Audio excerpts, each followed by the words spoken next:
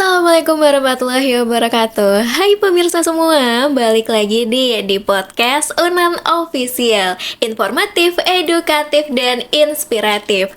Kali ini bareng Nara dan ditemenin nih ada kakak cantik nih di samping Nara yang bakal ngobrol-ngobrol bareng Nara soal apa sih kesibukannya, terus apa sih yang bikin beda kakak ini dari yang lain. Nah sebelumnya kita kenalan dulu kali ya. Halo kak. Halo Nara. Boleh kenalan gak sih? Boleh, kenalin dulu, nama aku Nanda. Saat ini aku kuliah di Sistem Informasi UNEN. Oke, berarti mahasiswa UNAN asli ya? Ya, betul sekali. Oke deh. Kan Anda kayaknya dari tadi udah secerah ini hari karena kakak datang hari ini ya buat ngobrol bareng Nara. Boleh gak sih kak dikasih tahu dulu nih kesibukannya sekarang tuh apa sih? Kesibukan ya. Kira-kira kesibukan aku sih sebenarnya akhir-akhir ini tuh sibuk ngurusin bisnis aku yang lagi grow. Sebenarnya udah di grow dari awal semester 1 ya. Jadi setelah dia mulai udah 4 tahun aku kuliah, lumayan expand besar. Jadi aku cukup sibuk mengurusi bisnis itu pada saat ini. Oke, udah ke-spill kayaknya nih kali ini kita mau bahas apa sih bareng Kak Nanda hari ini. Kayaknya udah di-spill kali ya Kak ya. Kayaknya emang bisnisnya tuh kayak apa sih Kak? Bisnis yang lagi aku kerjain itu di bidang aksesoris fashion. Jadi aku sebagai produsen dan juga sebagai retailnya. Oke, nah kan udah ke-spill karena aksesoris nih ya Kak ya. Jadi nih teman-teman pemirsa semua, jadi kan Anda ini itu merupakan owner ya kayak bisa disebut owner lah ya dari Tati Tattoo. Betul. Bisa dicek nanti ya Instagramnya ada Tati Tattoo. Nah, karena tadi udah ke-spill juga dari semester 1 tadi ya. Nah, itu emang dari tahun berapa sih? Dan kenapa sih kakak mulai bisnis Tati Tattoo gitu loh? Sebenarnya kalau buat bisnis Tati Tattoo sendiri itu bukan bisnis pertama aku. Sebelumnya aku udah punya beberapa bisnis yang aku jalanin. Itu ada di bidang F&B, ya namanya kita trial error ya, namanya masih belajar. Jadi cukup banyak sih di bidang F&B, di bidang dropshipper, semuanya aku cobain sampailah ketemu Tati Tattoo. Kalau alasan dari Tati Tattoo sendiri kenapa aku memilih untuk grow-nya di sini di awal semester 1 itu karena pada saat itu kita lagi zaman COVID ya. Aku masuk itu orang lagi hektik sama COVID. Kita sibuk kuliahnya online. Jadi karena kuliah online aku jadi bikin aku jadi sering duduk-duduk gitu loh di rumah, nongkrong sama teman-teman, dan menurut aku itu cukup suatu hal yang tidak produktif untuk anak-anak Gen Z atau kita yang masih muda ini. Aku rasa itu nggak produktif banget sih.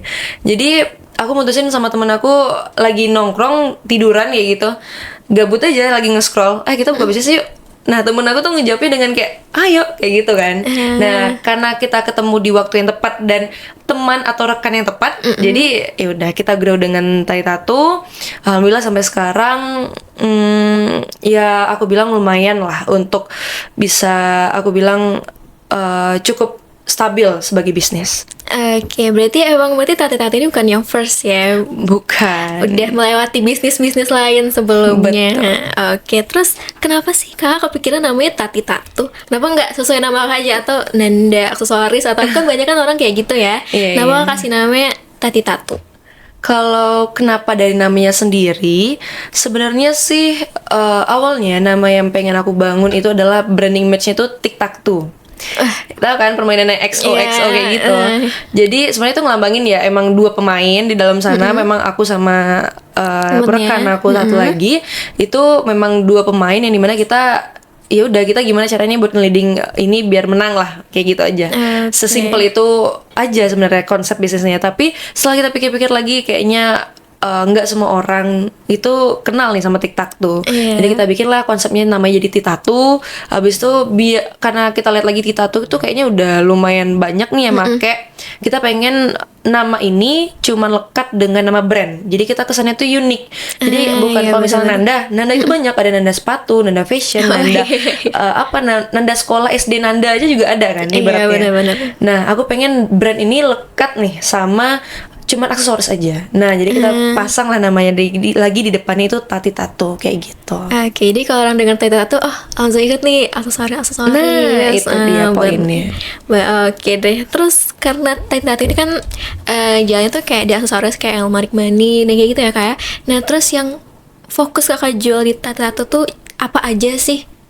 Kalau fokus jual kita kan memang dalam bisnis yang skala itu adalah aksesoris fashion ya. Kita Kria.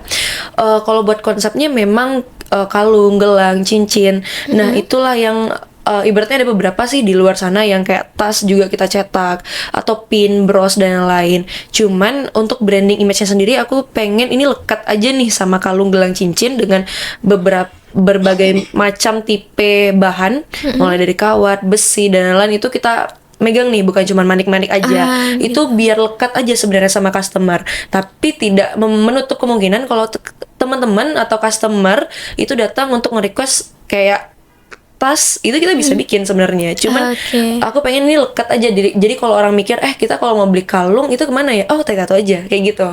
Jadi ngebuat brand image yang kuat nih ke customernya. Gitu. Karena aku lihat nih di profil Instagramnya itu ya handmade dan bisa juga custom sesuai keinginan customernya. Itu jadi nilai tambah dong ya kak ya. Terus nih, nah itu apa sih yang ngebedain, apa yang bikin orang tuh tadi tato nih, atau tadi tato tuh ada tagline-nya nggak sih kak? Jadi orang tahu nih apa nih. Kalau untuk kita sendiri yang ngebuat aku ngebuat branding tato ini cukup berbeda sama ya pesaing bisnis lain ya kita jatuhnya ya. Aku menggunakan beberapa bahan yang aku rasa itu tidak gampang untuk ditemukan oleh pesaing lain. Aku ada beberapa yang ngambil itu lewat jalurnya ya kita luar lah ya ibaratnya, bukan supplier dalam. Terus juga beberapa bahan itu kita tidak hanya meronce jatuhnya, tapi juga menempa. Jadi kayak pabrik, kita ngelihat tato ini adalah pabrik sebenarnya.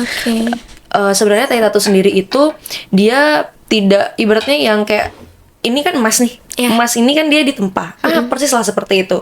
Sebenarnya tato tuh bisa ngebuat barang seperti itu. Nah, cuman yang kita branding ke retail, ke customernya itu adalah yang ronce tadi, kayak gitu. Kalau untuk tagline kita itu ada. Kita punya paper bag. Di setiap paper bag kita, jadi ibaratnya kan kalau misalnya orang-orang rata-rata ya meronce kayak gitu tuh kan belum semuanya nih all over brand itu punya apa namanya, punya ID cardnya atau punya loyalty cardnya. Aku bikin brand bisnisnya emang terlihat besar, jadi kita punya loyalty card, kita punya packaging yang well prepared lah, kita punya apa namanya paper bag yang aku rasa ya ini memperlihatkan kelas di dalam situ. Kita memperlihatkan brand di dalam situ. Jadi orang nggak bawa kantong plastik atau nggak bawa ya udah kita sekedar apa namanya ditempel stiker gitu, kita enggak. Nah, di tagline di belakang paper bagnya itu adalah crafted with heart, worn with pride. Jadi kita membuat ini dengan hati dan orang menggunakan itu akan dengan bangga kayak gitu. Pasti bangga dong ya pastinya. Terus nih kak, aku udah cek-cek nih, udah kepoin dikit nih akunnya Tato dengan 35.000 followers nih. Itu selain di online shop ada? Online shop kita juga jalan. Terus kalau mau offline store di mana aja nih cabangnya? Kalau offline sendiri kita itu ada di Gor Haji Agus Salim. Kita ada di UPI di depan kampus UPI, kita juga ada di sana. Kita ada di UIN, sama satu lagi ada di Parewa Bandar Purus. Oh ya, satu lagi ada di Taplau. Berarti 5. Ada 5 cabang di Padang, tapi belum ada di Unan. Kita tunggu kali ya Tato open di Unan. Amin. Agak jauh soalnya kalau mau beli ke Taplau ya kak ya. Iya. doain. Iya, kita tunggu opennya ya. Terus nih kan ini tuh aksesoris yang mungkin nggak mungkin dipakai semua orang juga kan kak. Terus siapa sih sasaran ataupun target dari konsumen tato itu sendiri? Terus nih ketika awal-awal ketika tato itu berdiri, apa sih respon orang tentang tato yang kakak bikin? Kalau terkait dengan target market kita sendiri ya, target market dari tato itu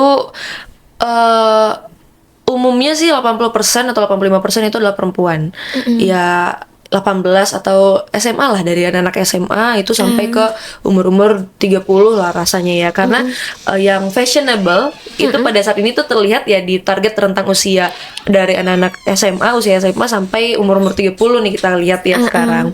Walaupun tidak menutup kemungkinan ada sih beberapa yang kayak umur 35 atau 40, cuman ini kan aku mengkotakan ini yang paling besar nih. 80% itu sekitarnya perempuan dengan rentang usia SMA lah sampai 18, 17 atau ada sih yang 15 awal-awal SMA sampai umur 30-an. Terus untuk lebihnya itu ada cowok sih rata-rata ya dengan rentang usia sama. Itu sih. Kalau untuk yang lebih di atasnya lagi atau di bawahnya lagi itu kayaknya ya megang mungkin sekitar market 3% aja dari sana. Nah kayak gitu. Terus kalau terkait dengan pasar ya, pertama kali pada saat Tati Tattoo ini launching. Nah namanya bisnis ketika dia grow itu dengan aku yang pada saat itu tuh rasanya juga baru belajar, banyak belajarnya. Aku belum punya brand image seperti aku yang saat ini.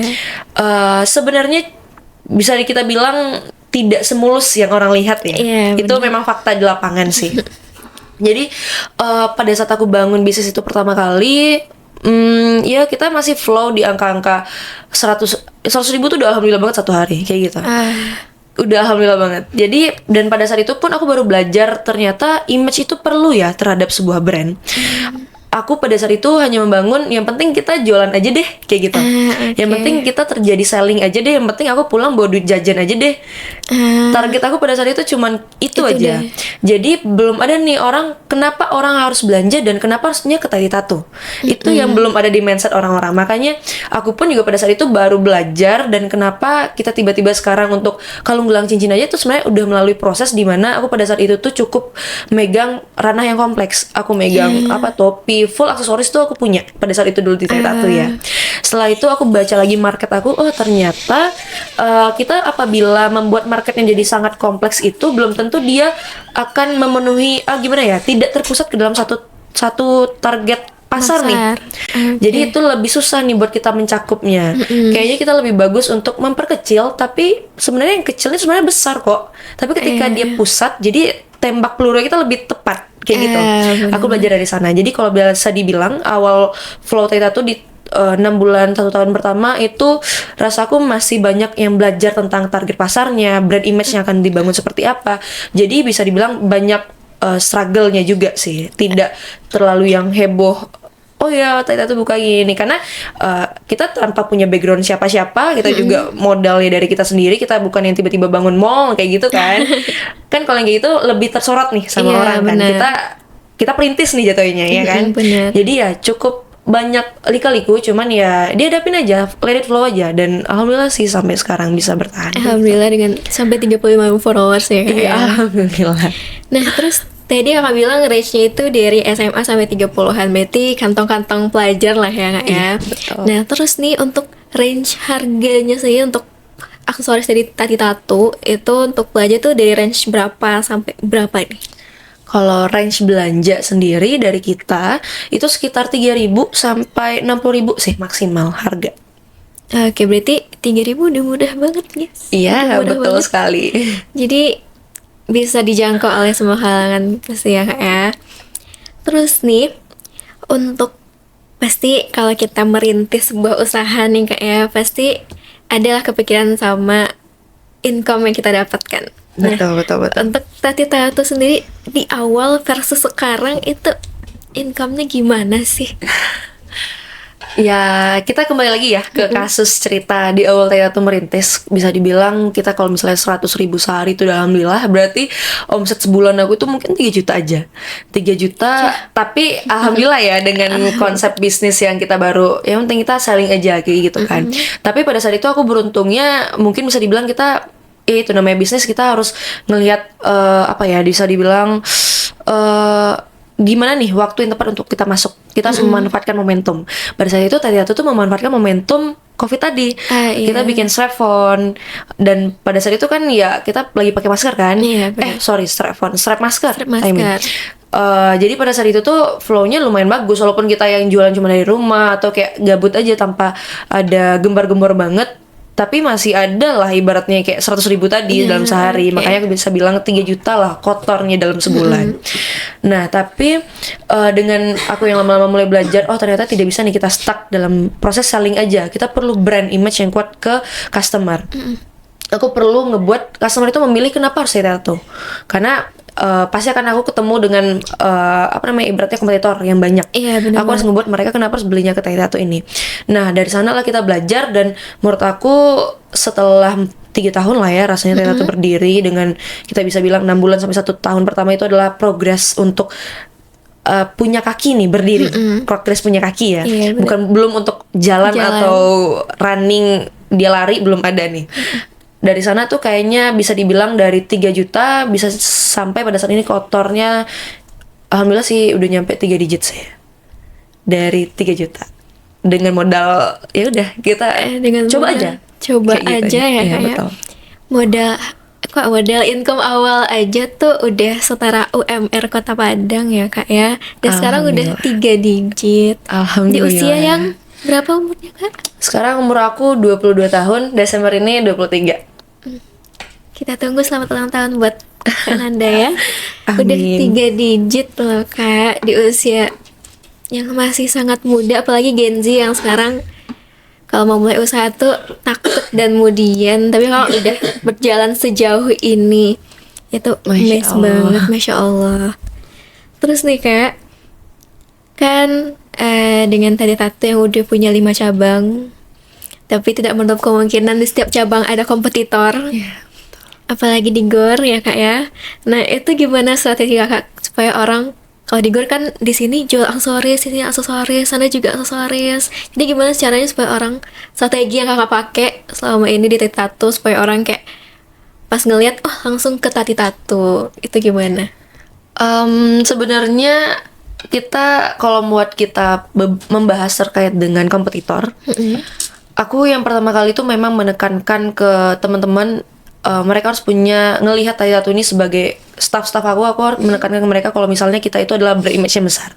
Jadi mulai dari pelayanan atau cara mereka melayani dan lain-lain, aku ngebuat pertama dulu psikologis mereka kalau mereka itu besar.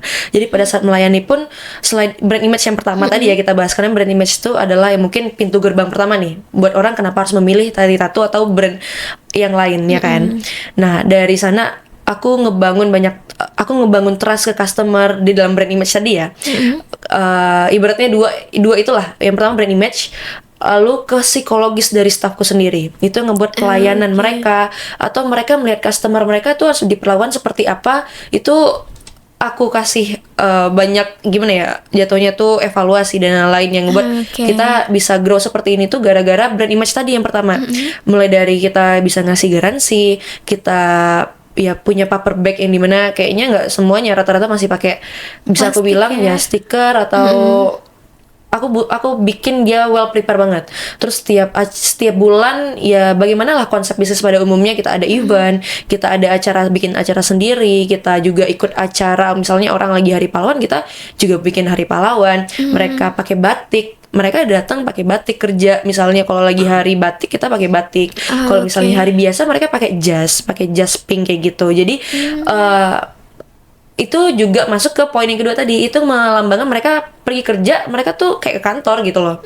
Gimana orang melayani di kasir itu, mereka pakai jas, pakai lanyard aku sediakan, mereka diberikan juga training setiap harinya. Kalau misalnya mereka melihat customer tuh memang harus seperti ini loh caranya. Kalau misalnya juga ada, dan kenapa salah satunya juga kita bikin ada namanya tuh loyalty card. Kita bisa nge-tracking ini customer lama atau customer baru. Kalau customer lama jadi dia ke cabang manapun kita jadi tahu nih, ketika dia customer lama birthday-nya pun kita rayakan. Itu menjaga mereka terus kembali nih ke kita. Itu cara aku ngebangun branding match yang sekarang. Oke, berarti prepare itu Tati Tato supaya customer tuh nggak lari ya Kak ya ke tempat lain. Terus tadi udah kakak bilang juga kakak pernah ikut di beberapa event juga. Nah kalau boleh tahu event besar apa sih Kak? Terus dengan kakak yang sekarang dengan branding yang bagus, dengan media sosial yang kayaknya udah grow banget. Nah itu pernah bekerja sama nggak dengan brand-brand atau kayak collab dengan brand, atau mungkin collab sama influencer mungkin? Kalau buat collab sama event lumayan kita bisa bilang ya. Soalnya dari awal kita ngerintis mungkin tahun kedua tahun ketiga kita udah mulai ya influencer event kita mulai nanemin kaki kita tuh seharusnya diri seperti apa. Kalau nggak salah aku ada beberapa, kalau akhir-akhir nih ya ada acara dari Meets Mentor itu dia dari Unan juga foundernya itu kalau nggak salah aku foundernya dari Unan juga, dia ngebangun bisnis ya mentor gitu. Itu kita sebagai sponsorship di sana, terus setiap acara kita masuk juga sebagai tenan yang qualified lah dari mereka. Terus juga ada yang beberapa yang kayak dari Pixi, kosmetik. Banyaknya sih dari kosmetik ya, beberapa yang lain brand-brand yang lain ya. Kayaknya makin banyak nanti takutnya ini jadi sponsor tiba-tiba nih. Tapi memang lumayan banyak tuh dari kosmetik sih rata-rata. Karena kan kita cukup match nih ya kan antara fashion sama kosmetik itu bisa kita padukan lah konsep bisnisnya. Bukan konsepnya tapi ibaratnya marketnya cukup mirip ya kan. Itu sih. Terus juga kalau misalnya buat influencer sendiri kita lumayan juga ada beberapa kayak Kak Regina, Kak Curip. Kalau dari Padang ada Kak Curip yang kayaknya mungkin teman-teman lumayan tahu. Terus bisa dibilang kita setiap sponsor itu kan kita punya MOU sendiri. Nah, biasanya sponsor yang kita minta itu juga dalam bentuk ya barter influencer juga. Nah, itu sih yang bikin kenapa kita sekali tembak sponsor itu kita dapatnya insight yang lumayan setelah itu, karena kita dapat dari influencer kegiatannya, kayak misalnya media-media partner mereka itu ya akan menyuruh tatunya secara personal, karena kita ada beberapa kerjasama yang kita pengen ya ini personal nih, karena kita bahkan pengen masukin produk juga, keuangan finansial juga semuanya, jadi secara personal ada beberapa media partner yang kita permintaannya tuh seperti itu juga. Oke, berarti tato ini open ya buat kayak misalnya nih ada mahasiswa UNAN mau gelar event, betul. Terus ngasih sponsor, berarti open itu ya Kak ya buat ngebantu. Dan tadi juga udah dibilang nih kan awalnya itu sendiri nih kakak sampai berdua ya sama teman kakak tadi ya. Terus sekarang udah punya karyawan, nah itu jumlah karyawannya tuh sekarang udah berapa sih yang udah kebantu sama Tali Tato untuk dapat pekerjaan sekarang? Kalau buat total karyawan aku sendiri sekarang sekitar 30-an. 30-an, tapi mungkin aja bisa lebih ya Kak ya? Amin. Rasanya sih sebenarnya masih ada, karena rasanya beberapa namanya struggle bisnis pasti ada. Nah yang itu tuh rasanya juga nggak terlalu banyak juga sih yang bermasalah. Jadi ya rasanya masih di 30-an sih, nggak sejauh itu juga. Oke, berarti dari 30-an itu rata-rata mahasiswa kah atau gimana nih? Overall mahasiswa. Rata-rata aku ngambil memang mahasiswa, karena perjalanan bisnis itu ya namanya orang kan mulai belajar ya. Bukannya mendiskreditkan kalau misalnya anak mahasiswa ini lebih seperti ini, enggak juga. Cuman memang dalam lapangannya bisa dibilang secara kita pada saat evaluasi dan lain itu lebih bisa nih, ibaratnya pola pikirnya lebih luas. Ketika kita bertemu sama teman-teman yang sedang berkuliah itu punya pola pikir yang lebih luas. Bukannya kembali ya. Aku benar-benar sorry to say banget kalau misalnya teman-teman di luar sana yang menonton ini jadi merasa ya ada kotak-kotaknya, enggak sih sebenarnya. Cuman ini memang pure banget nih kita setelah melihat lagi, riset lagi di lapangan, rasanya pada saat kita evaluasi dan lain itu sama teman lebih cocok nih. Atau mungkin memang karena aku sebagai Gen Z, aku juga lagi kuliah, aku lebih enak ngomong bukan sama yang jauh sekali sama di atas atau lebih jauh sekali di bawah. Aku cocoknya enaknya ketemu sama yang seumuran terus. Mungkin bisa jadi juga ya, aku juga kurang tahu. Cuman lebih into aja nih sama yang kuliah. Makanya rata-rata semua teman-teman di Tato itu kuliah, ada S1, ada S2, dan rata-rata anak kuliah semua. Oke, jadi ketika mau eval, mau apa, jadi ngerasanya kayak yaudah sama temen aja evalnya. Betul. Jadi nggak canggung banget ya Kak ya. Terus ngomongin bisnis, tadi Kananda bilang kalau Kananda itu kan jurusan sistem informasi. Nah, jadi informasi ke bisnis kan agak jauh tuh Kak ya. Nah, itu tuh biasanya gawean bisnis tuh kayaknya anak FEB biasanya. Betul. Nah, itu Kakak belajar bisnisnya tuh dari mana? Atau terinspirasi dari apa sih Kakak mau mulai bisnis gitu? Sebenarnya kalau terinspirasi banget itu aku cuman gara-gara pertama kali itu gara-gara aku dari teknik sipil UNP. Aku sebenarnya angkatan 2019. Oke. aku dari teknik sipil UNP, tapi orang tua aku tuh pengen, karena papaku itu programmer, dia pengen aku tetap ada di sistem informasi kayak gitu kan. Dan sedangkan aku yang cukup anak pertamanya agak rebel ya pada saat itu tuh ya, aku maunya teknik sipil kayak gitu kan. Tapi karena orang tua pengennya tuh sistem informasi, dan pada saat itu aku SBM lagi disuruh kan untuk oke, udah aku SBM lagi. Padahal ini udah emang gak ada niat nih, aku udah yang kayak udah kita ketik-ketiknya tekan-tekan kita kan, ya kita memang udah gak niat lulus SBM-nya. Dan ternyata pada saat itu tuh aku cuma dikasih pilihan buat orang tua aku adalah SI, ambil SI atau tidak atau teknik sipil dua-duanya. Bukannya untuk ibaratnya kalau aku ngambil SI aku boleh lanjut SI aja, tapi kalau mau ngambil teknik sipil aku harus ngambil SI juga. Jadi kuliah kedua. Aduh. Dan dengan rebelnya aku pada saat itu ya kuliah kedua. Bayangin gak, pada saat itu aku semester 1, semester 3. Jadi semester 3 di UNP, teknik sipil, semester 1-nya aku lagi di UNEN. Aduh, se-struggle itu ya. Karena aku memang pengennya teknik sipil aja gitu loh. Dan tahu kan kalau misalnya kita lagi gap, kalau aku ngerasa kita mundur satu langkah dari teman-teman, itu aku merasa tertinggal. Iya, tinggal banget rasanya. Aku ngerasa pada saat itu tertinggal karena mungkin ya kita belum dewasa dan lain. Bener. Aku ngerasa aku nggak mau nih tertinggal dari teman-teman.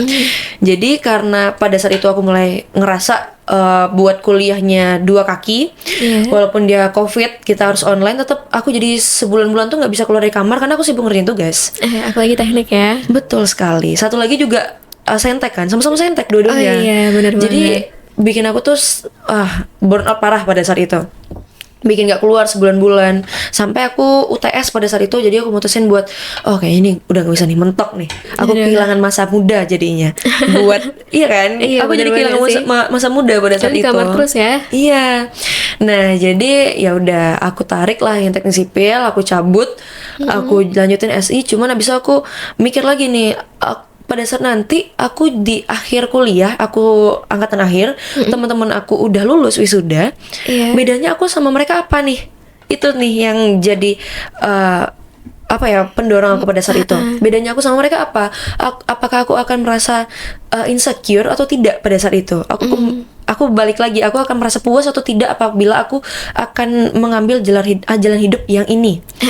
Nah, jadi aku milih yang akan membuat aku beda tuh apa sih? Ya udah, aku ngeliat bisnis. Jadi pada saat kita kuliah, kita sebenarnya planning bisnis semester 1 kuliah tuh kita harus kalau aku ya pada saat itu aku sudah merancang ke sampai semester akhir kan jatuhnya berarti. Aduh, ya. Jauh ya Kak ya.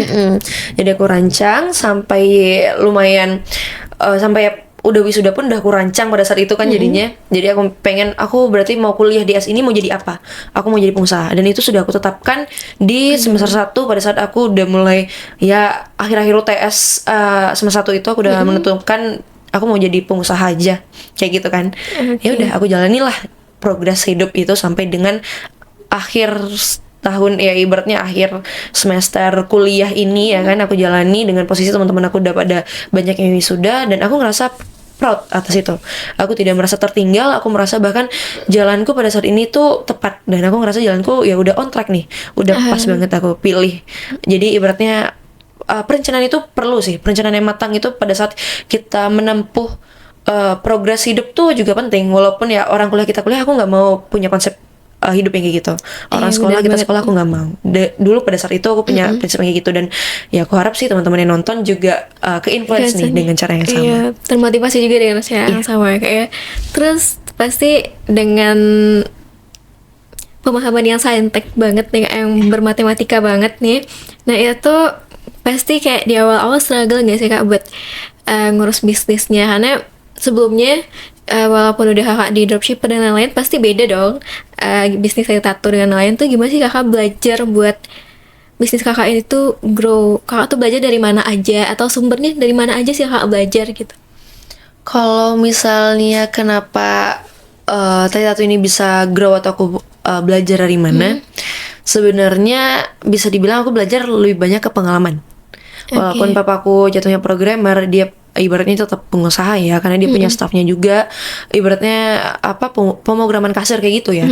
Aku ngelihat dia tetap jatuhnya PT pada saat itu. Dia punya staff.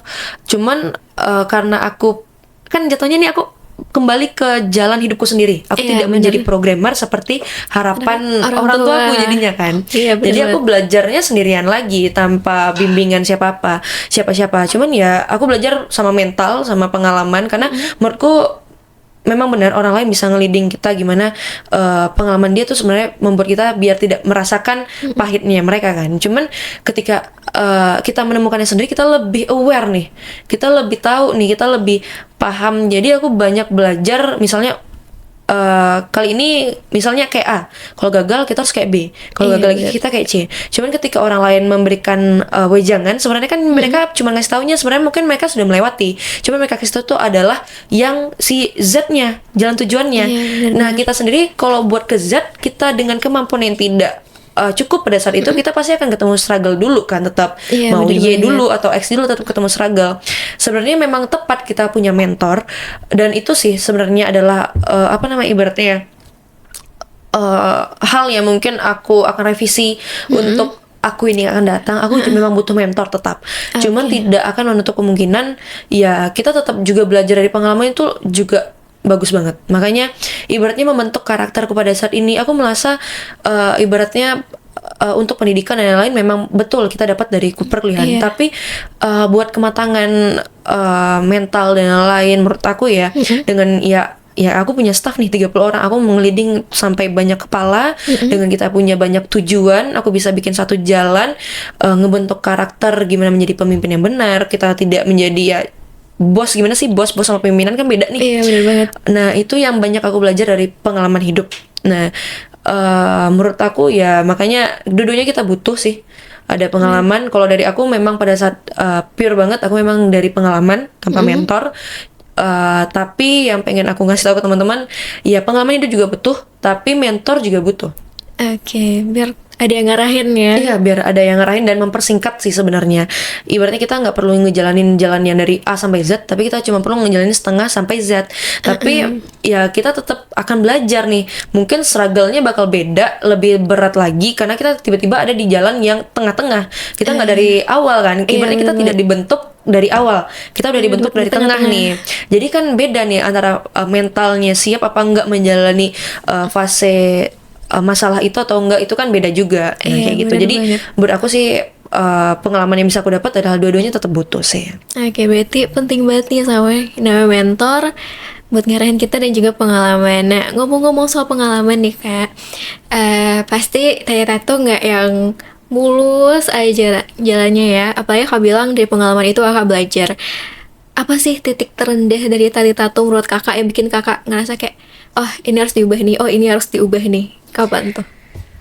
Sebenarnya itu baru terjadi sekitar 3 bulan yang lalu yang aku bilang tadi. Itu sebenarnya aku merasa adalah titik terendah dari aku sebagai pimpinan sebenarnya, bukan dari tatunya. Karena kalau menurut aku tuh, kalau dari tato sendiri ya kita namanya selling ya pasti ada lah lagi posisi low, middle, high-nya tuh pasti ada, dan kita ya bergantung lah juga ya sama market pada apakah lagi liburan dan lain, itu bergantung banget kan demand-nya. Dan menurut aku itu pada saat low pun itu bukan menjadi struggle yang besar. Tapi struggle yang besar aku temukan itu kemarin 3 bulan yang lalu atau 4 bulan yang lalu, dan itu cukup sebagai pimpinan itu aku merasa, oh gue kurang banget nih di bagian ini ternyata selama ini gitu. Itu dimana aku mulai punya banyak staff. Aku mulai menyadarkan ke diri aku kalau misalnya ternyata aku nih sebagai pimpinan seharusnya ketika punya banyak orang, aku harus punya satu tujuan buat mempusatkan mereka supaya tato ini jalannya kita ke satu tujuan yang sama, bukan kedua tujuan, 3 tujuan. Dan itu aku baru menyadari setelah dia grow besar dengan total staff yang banyak, bukan dengan posisi yang 2, 3, 4. Itu kan kita masih bisa kamu nge-handle-nya ke sini ya. Nah, kita masih bisa ngomongnya seperti itu. Dengan aku yang tiba-tiba 30, dan aku baru menyadari ternyata aku tidak punya pengelolaan SDM yang tepat. Ya, kembali lagi aku belajar dari pengalaman yang tadi ya. Makanya aku menyarankan teman-teman punya mentor juga. Ya tadi aku tiba-tiba punya 30 staff dengan posisi kita ternyata punya beberapa orang yang beda tujuan. Nah di saat itulah aku mulai merasa, nah di bagian ini aku rombak ini, aku merombak mulai dari SOP-nya aku tegakkan pada saat itu, KPI-nya aku bikin, Key Performance Indicator-nya aku bikin di setiap mereka, ada bonus sales ini dan lain-lain, itu mulai aku tegakkan di sana. Ada pemberlakuan misalnya SP dan lain-lain, kita nge-trackingnya misalnya pakai staff dan lain-lain, itu ada pengkasirannya, ada pencatatan HPP-nya, semua itu aku itu cukup burn out banget sih, karena bisnis itu sudah berjalan setengah yang dimana kita harus memperbaikinya tuh ke belakang, jadi kayak pegang semua kayak gitu. Susah jadinya. Iya, bukannya kayak pelan-pelan kita tambah, enggak. Aku benar-benar pada saat itu tuh ngerombak abis gimana ini tidak ada lagi celah dari orang lain bisa masuk, kamu sebagai pihak ketiga untuk merecoki bisnis ini, atau kalian pun sebagai pihak di dalam untuk merecoki tujuan dari bisnis ini. Nah, yang itu pelajaran banget sih buat aku, ketika kita bisnisnya itu ibaratnya sesimpel kita kerjasama nih. Kita kerjasama, kita harus ada MOU di antara kita berdua. Walaupun memang ya kita pada saat itu aku merasa ya coba aja lah, kita masih tujuannya pada saat itu hanya selling. Tidak ada image yang ya aku pengen dirikan, bangun, ya cuman jualan aja. Jadi kita selayaknya anak mahasiswa yang baru jualan, ya udah nih kalau ada selling lu segini, gue segini, kayak gitu-gitu aja. MOU-nya kita mulut ke mulut aja deh, kayak gitu. Tidak ada yang bisa ditegakkan ketika terjadi kesalahan. Nah, itu pelajaran aku. Jadi memang benar banget ketika kita buka bisnis, mungkin someday siapapun mungkin, atau Rani Nara, I'm sorry, aku malu banget. Nara pengen buka bisnis itu perlu banget di awal kita bikin kertas tertulis misal sama bisnis, karena banyak banget kan aku lihat teman-teman aku yang bikin bisnis pada saat itu baru mulai tiba-tiba struggle-nya karena teman rekannya atau siapa lah yang kita nggak tahu ya, mungkin kita punya karakter seperti ini, belum tentu karakter kita dari teman seperti apa, pasangan pun juga seperti itu.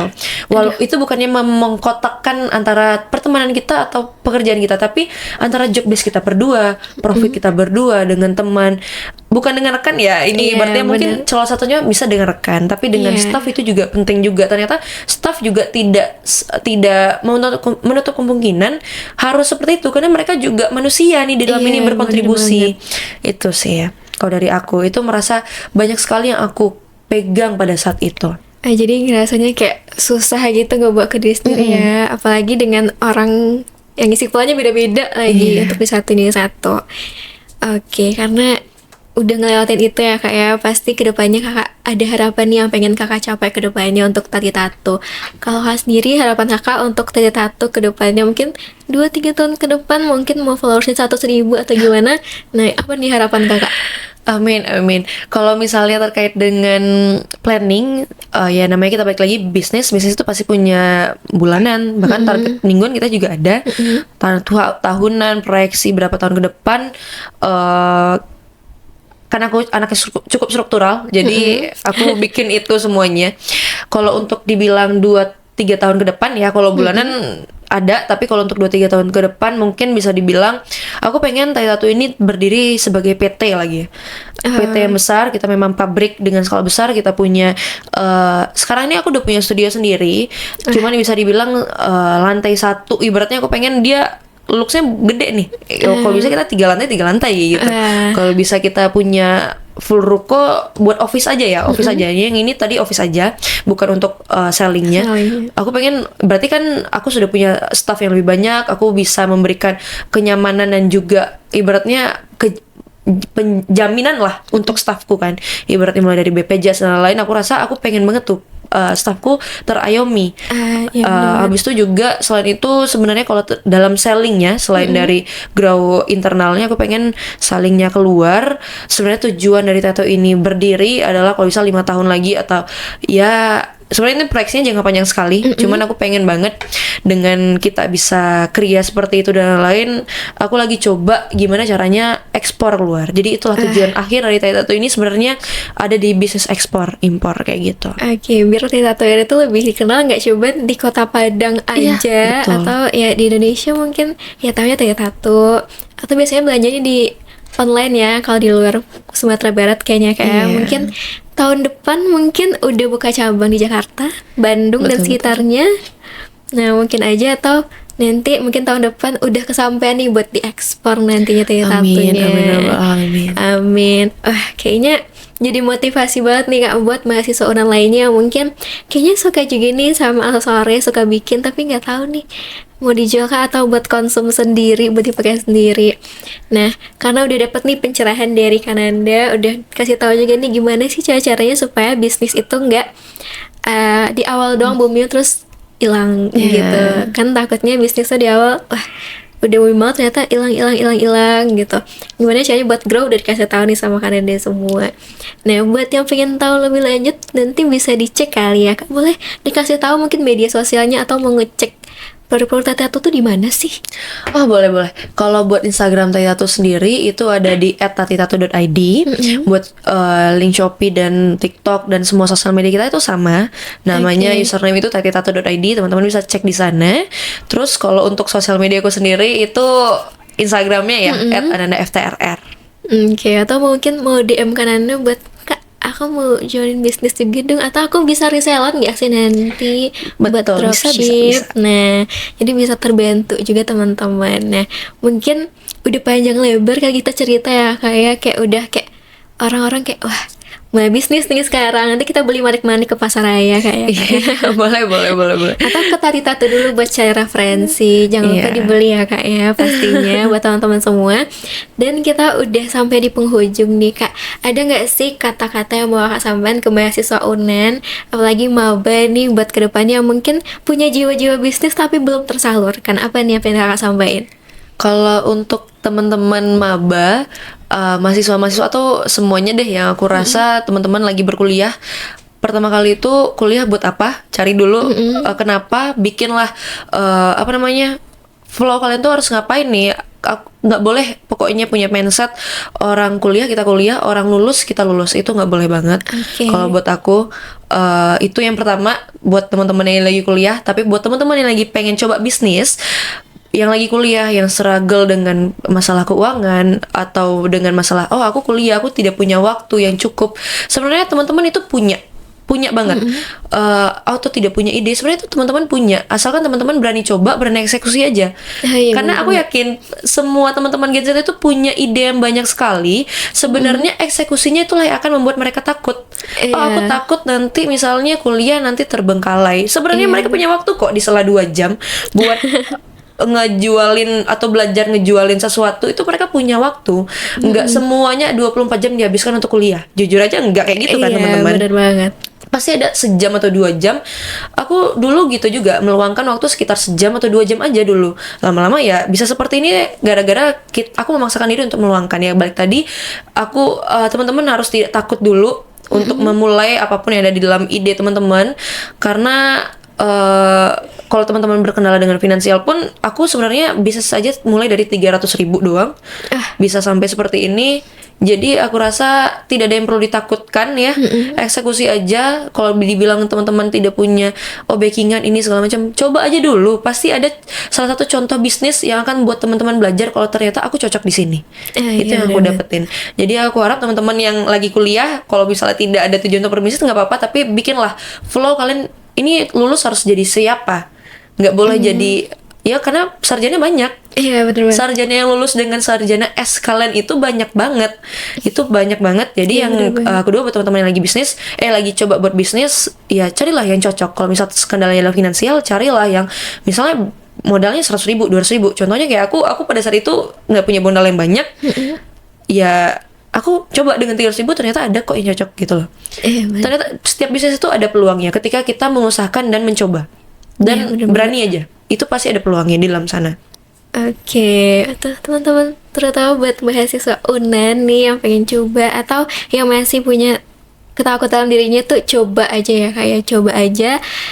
Nanti tuh pasti ketemu nih mana enaknya. Apalagi kalau udah berpenghasilan sendiri. Betul.